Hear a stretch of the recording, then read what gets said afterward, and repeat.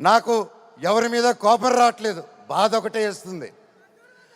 అది నా బలహీనతో, అది వాళ్ళ బలమో నాకు అర్థం కావట్లేదు.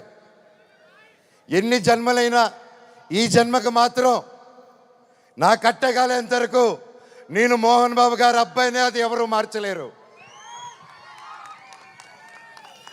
నాకు ఆయన నేర్పించిన క్రమశిక్షణే, ఆయన చిన్నప్పటి నుంచి నన్ను నీతి వైపు నిలబడు, న్యాయం వైపు నూరి పోసి పెంచారు. ఈరోజు నేను న్యాయం వైపు నిలబడినప్పుడు చుట్టుపక్కల అందరూ చేరి తప్పంటున్నారు.